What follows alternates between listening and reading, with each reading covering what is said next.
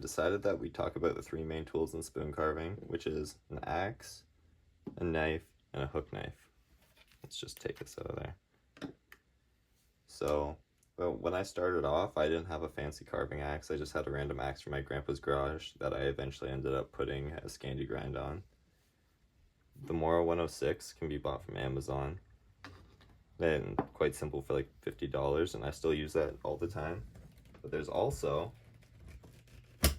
out to the side here, other makers of sloyds, like this is Flexcut. And the main difference between the two of these is that this one has a 20-degree bevel, and the Mora is typically around like a 28 to 30-degree bevel, which makes it a little bit easier for turns. And I also find that the Flexcut does come a bit more polished, and it has a cherry handle with a little brass ferrule, which is kind of nice. And this one has the factory grind on it right now, so it's really shiny. And then this one actually has a hollow grind from a Tormek. And so this isn't how they come with a flat grind, but the Moras are great knives, and the Flexcut also like hogs off wood. I'll just put that to the side so it's less confusing for now. And then we have the hook knife.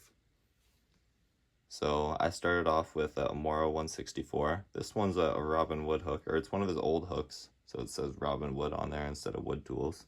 I bought this secondhand around when I first started carving, so this was like my first like good hook knife.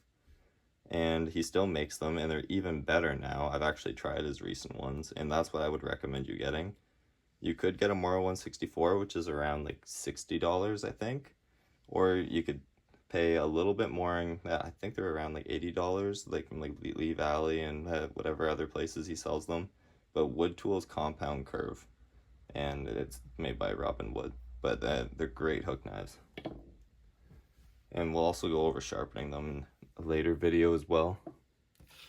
But so the axe, the main thing about it is it has the Scandi grind like the other things, which means it cuts through green wood really easily. And also it just has a nice weight for holding with one hand and to swing all day. This one's made by Toronto Blacksmith, but there's many places you can get them, Kathoff axes, and it makes a whole bunch of them. And there's all kinds of custom makers out there for axes, but you really don't need to start with a fancy one. And Robin Wood also actually sells an axe that's pretty good for beginners, and it's around $100.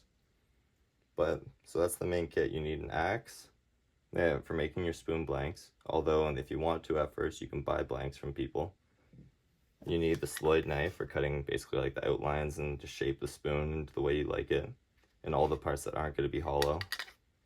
And then one of these are really nice for hollowing out the spoon, but you also don't need to start with one of these. If you say if you're really into bushcraft and stuff and you like going out and making fires, you can just make a fire, and instead of using a hook to coal burn, or instead of using a hook to carve your spoon out, you can use coals from a fire and you can burn it out. But that also means you have to have dry wood, and it's possible that it can burn in at different rates in different spots, so you have to sand it out after, but that is an option. So, but when I started out, I was only able to afford one of these, going from a bushcraft knife, and I was burning out all my bowls in the woods.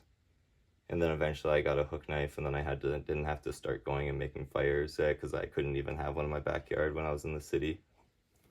And I was axing stuff out in my basement, and I remember like other people knocking on I lived in a townhouse, and I remember people like knocking on their other basement walls beside me. But I got through it, and here I am 8 years later, and I still use one of these all the time. And I love my carving axe, but I have a random axe outside that I use all the time for debarking stuff, just so I don't hit nails. And then if I had this sharp right now, I'd probably use it, but I have all kinds of other nice fancy hooks now. Like here's one from Nick Westerman that I use all the time. This is the faucet hook, and I really like this one, but you don't need to start with a super handmade blade like this, and you also can't even get it because this has a 3-year wait list. So I recommend starting off with one of those from Wood Tools. They're Compound Curve. And that's it for this video. In the future, I'm going to be going over all my sloyds, all my hooks. I only really have this one axe that I use all the time, but I'll probably get more eventually, and we'll go more in depth about the axe and the process for making blanks, roughing out spoons, hollowing, and even finishing cuts. I have lots of plans for videos. I've been doing this as a full-time job for a few years now, around like 4 years, and I've been carving for 8 years, almost 9. So I have a lot of information to share, and I hope you'll subscribe and stick around. Thank you.